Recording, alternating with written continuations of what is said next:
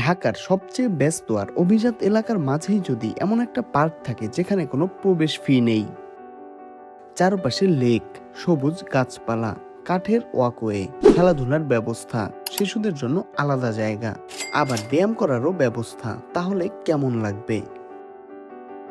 আজ আমি আপনাদের নিয়ে এসেছি গুলশানের অন্যতম সুন্দর আর শান্ত একটি জায়গায়, বিচারপতি শাহাবুদ্দিন আহমেদ পার্কে। এই ভিডিওতে আমি পুরো পার্কটা ঘুরে দেখাবো। কোন কোন জায়গা অবশ্যই দেখবেন, কি কি সুবিধা রয়েছে, আর কেন এই পার্কে অন্তত একবার হলেও আপনার আসা উচিত, সবকিছু জানাবো। তাই ভিডিওটা শেষ পর্যন্ত অবশ্যই দেখবেন। শহরের কোলাহল ছাড়িয়ে এই পার্কে ঢুকলে হঠাৎ অন্যরকম একটা শান্তি অনুভব হয়। এই পার্কটি ঢাকা উত্তর সিটি কর্পোরেশনের আধুনিক প্রকল্পের আওতায় নতুনভাবে গড়ে তোলা হয় এবং 2020 সালের 12 সেপ্টেম্বর উদ্বোধন করা হয়।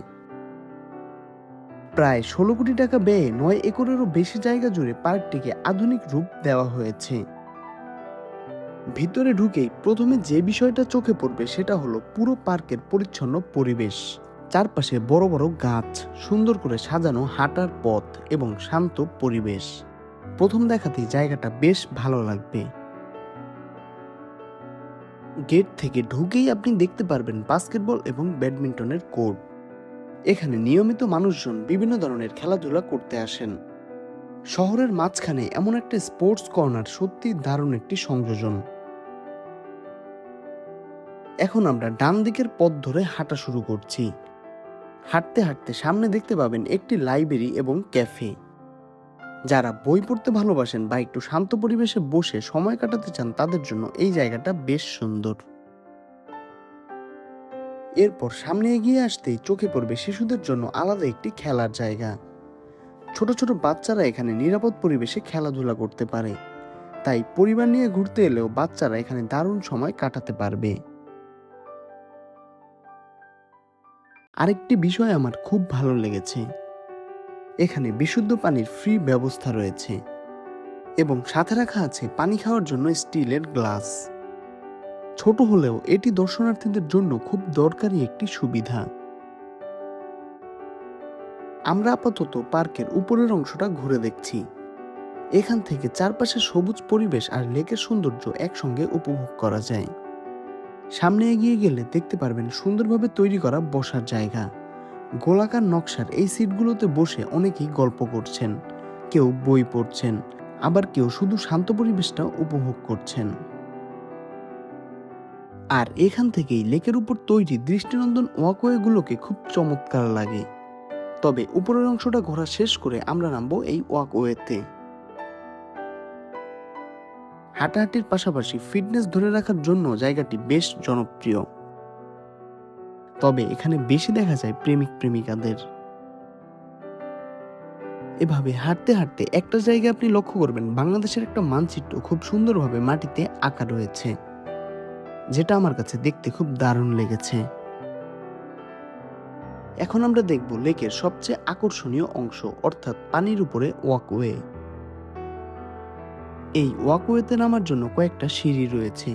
এই সিঁড়িগুলো খুব চমৎকারভাবে ডিজাইন করা। সিঁড়িগুলো থেকে নামতে নামতে আমরা লেকের সৌন্দর্য উপভোগ করছি। উপরের পথ থেকে ধীরে ধীরে নেমে এসেছি লেকের উপর তৈরি এই সুন্দর ওয়াকওয়েতে। সত্যি বলতে এখানে এসেই পার্কটির আসল সৌন্দর্যটা উপভোগ করা যায়।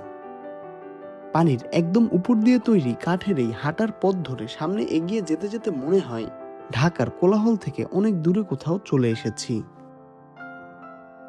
চারপাশে শুধু সবুজ গাছ, লেকের শান্ত পানি আর এক অন্যরকম প্রশান্ত পরিবেশ। আবার গাছের পাতার ফাঁকা দিয়ে উকি দিচ্ছে গুলশানের বিলাসবহুল সকল ভবনগুলো। সবচেয়ে মজার বিষয় হলো চারদিকে বড় বড় ভবন দাঁড়িয়ে থাকলেও এই পার্কের ভেতরে ঢুকলেই সেই ব্যস্ত শহরের অনুভূতিটা যেন একবারে হারিয়ে যায়। কয়েক মিনিটের জন্য হলেও মনটা অনেকটা হালকা হয়ে যায়। এই ওয়াকওয়েতে হাঁটতে হাঁটতে চারপাশের দৃশ্য উপভোগ করার আলাদা একটা আনন্দ রয়েছে।